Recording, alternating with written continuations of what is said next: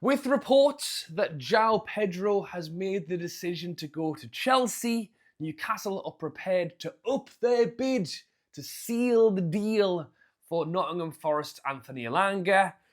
We had the third kit launch yesterday, which came with a bit of controversy, so we'll talk about that. And have Newcastle set their sights on a 26-year-old Argentinian centre-back? We'll talk about all of that in today's video.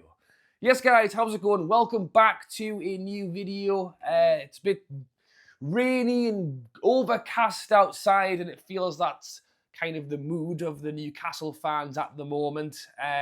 So I thought I'd jump on. Plenty to get into. Be sure to subscribe if you haven't already. We are now so close to 50,000 subscribers, which is just fantastic.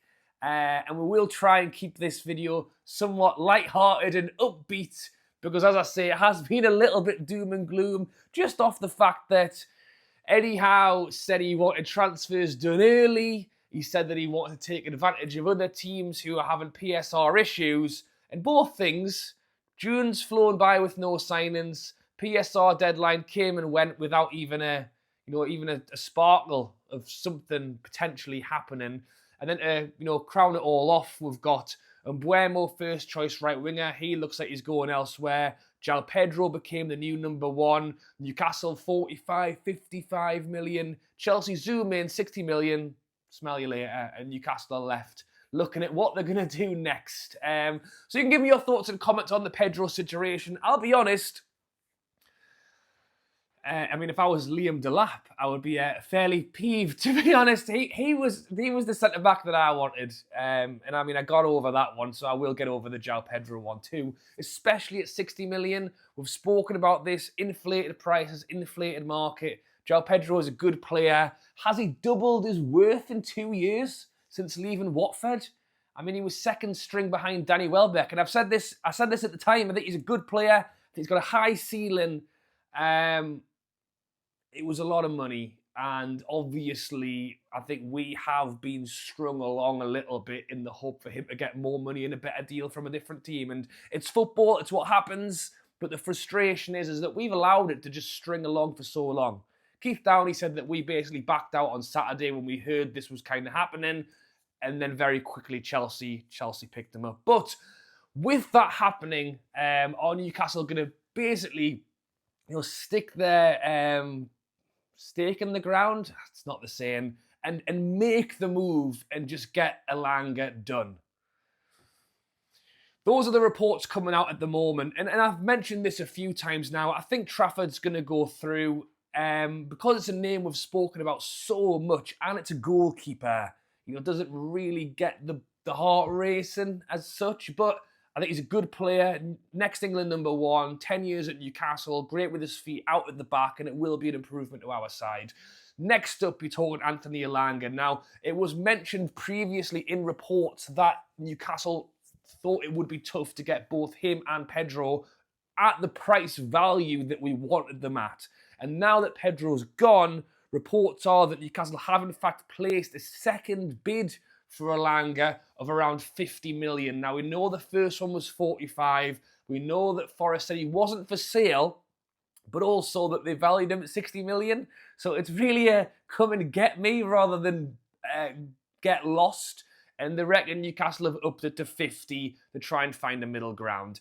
And as I say, we still have plenty of time. The window opened early this year. That kind of makes it feel like it's already been going on for ages. We still have all of June. We still have all of July, all of August. There is time. We'll come on to it. We are looking abroad now, which is something we hadn't been doing earlier in the window. I think Newcastle have already learnt a quick lesson this window, that if you want stuff done in the Premier League, you either get it done quick or you pay the big fee. And at the minute, we're doing neither.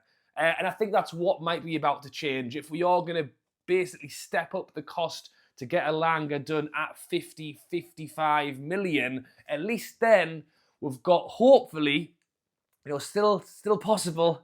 We're really short on time. 6 days till pre-season starts. Can we potentially have Trafford and Elanga done in the next week, ready for them to take part in pre-season? And then at least at that point, Well, would Trafford start ahead of Pope first game of the season? Would Elanga start ahead of Murphy first game of the season? I couldn't actually promise you that, to be honest. I think over time, the two players will become starting teams. So you could say that they are improvements over the first 11 in due course.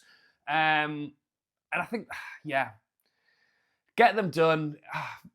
Get them done. And then we've got the two Premier League proven players. What we know is that there won't be any hassle. They'll come in, they'll know the language, they'll know what they're doing, and they'll hopefully get stuck in straight away. They'll be part of a full pre-season, and it's two good additions to the squad. Then we spend the rest of the window looking around at other players as well. So thoughts and comments on Elanga. If you think he's the player we should still be going for, drop a like on this video. If you think, you know what, Rob, we've spent too long already, the prices are getting far too high, give me an alternative in the comments. Semenyo, the Bournemouth winger, he's now just signed a new deal with Bournemouth until 2030. So that's another player that's off the table if Newcastle would have been linked to him. Funnily enough, Asula is a player, obviously, at Newcastle who's been said that could really be a part of that kind of right-wing category. He's been doing bloody TikTok dances with Elanga. So I don't know if it's Agent Asula on the case who's trying to get him involved. Let's not forget that Elanga is also a Sweden international alongside Isak. We'll talk about Isak not finishing the season great at the end of last season. Could Elanga coming in help up his game as well if they, again, are well connected through international football? It still doesn't rule out the fact that Callum Wilson was taken off the Newcastle website, so I fully expect him to leave now. There is rumours that he could well be joining a championship side for next season, which, good for him. Big up, go get some football, go grow your brand, your podcast, and whatever else wants to happen with him. But it doesn't stop the fact that we still have key areas that we need to strengthen. Elanga, great right wing. Trafford centre-back, great. I still think we need a striker.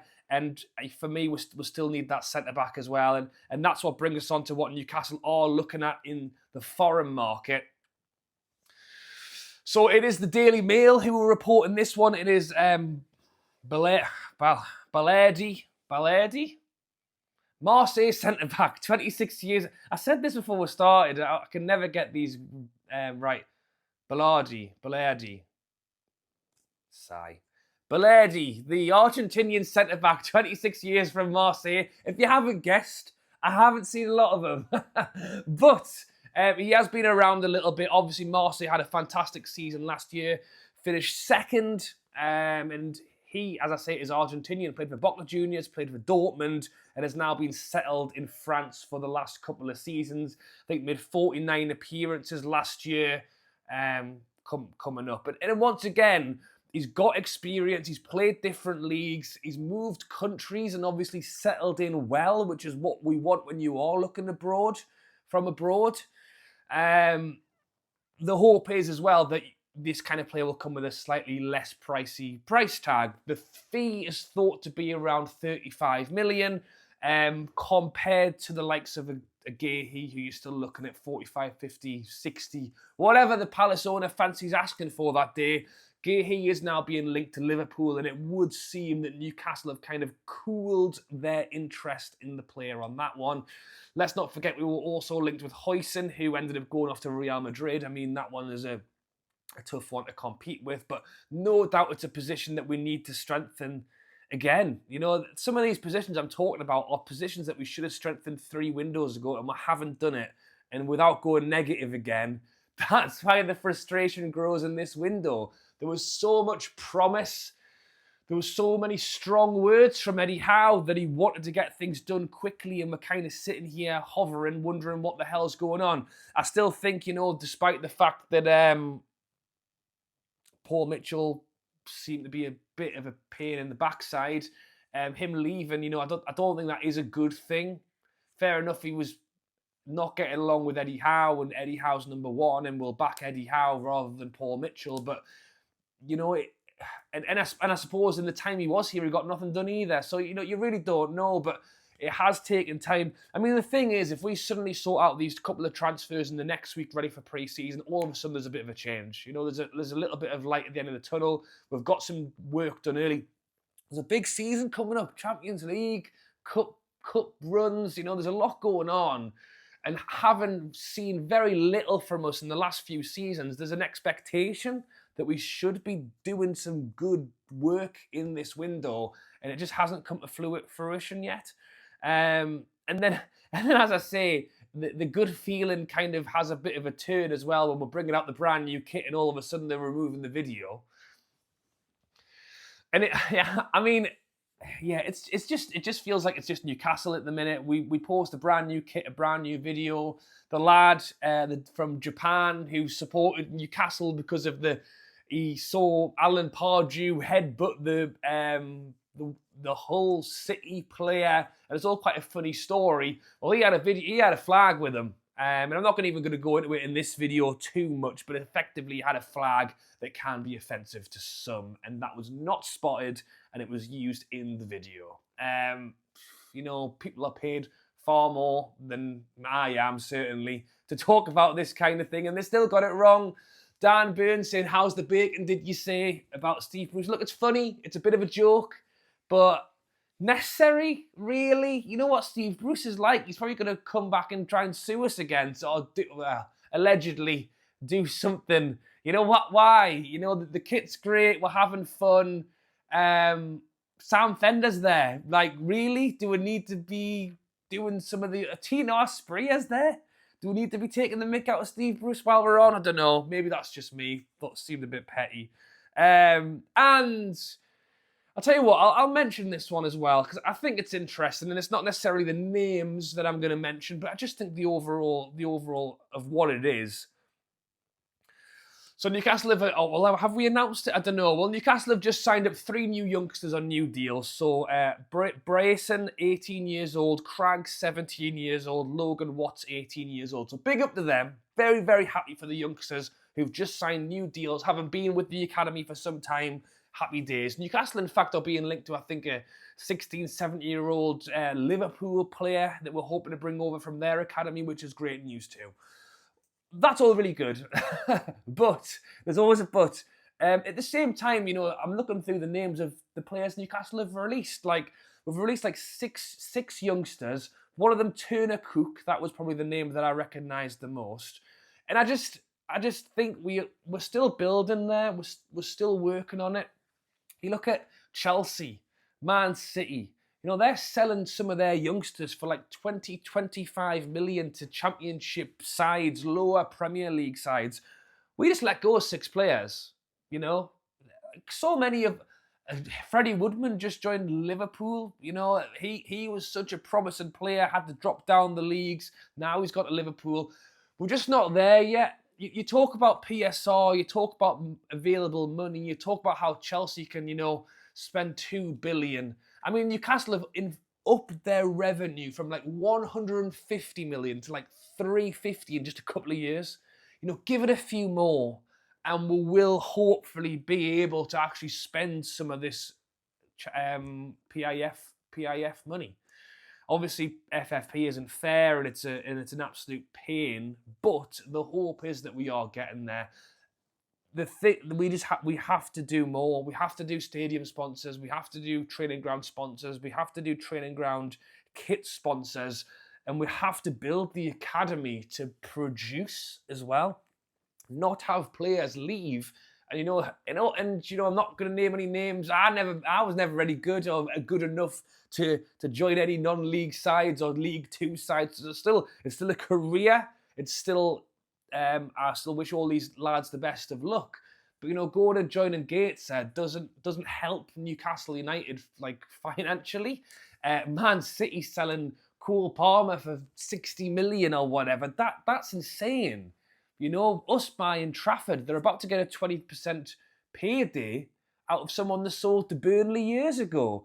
You know, Newcastle selling Elliot Anderson. I don't think there's a buyback. I doubt there's a sell-on clause with that one, Yankuba Minter. Like, we need to be smarter with all that kind of thing as well. So, yeah, big up to the new lads who've signed. But just when I saw that and just sort of reading through the releases as well, it's It's another world of something that we're not doing. And I think go back to Paul Mitchell as well. Like, who's doing that now? Is Eddie Howe doing that now? Really? Like, that's why, as much as Eddie Howe might not get on with these sporting directors, something needs to be done. If it's a technical director, so Eddie Howe can still be in charge of stuff, but has someone to help, I think it's essential. In 7 days' time, Eddie Howe's going to be going to pre-season Celtic South Korea. You know, is he going to be watching videos of, you know, Marseille football games to see what's going on with this lad? Yeah, so there you go. Thoughts and comments on a little bit of that. Is Elanga the man for you? If he is, drop a like on the video. What do you think of Balerdi? There you go. Smash it that time. Thoughts and comments on him down below, as well as Pedro going nowhere. And I think this Newcastle's stepping up their game. There you go. That was a long one. 15 minutes. Thanks for watching, guys. Drop a like and subscribe if you haven't already. Thoughts and comments down below, as always. And I'll catch you later.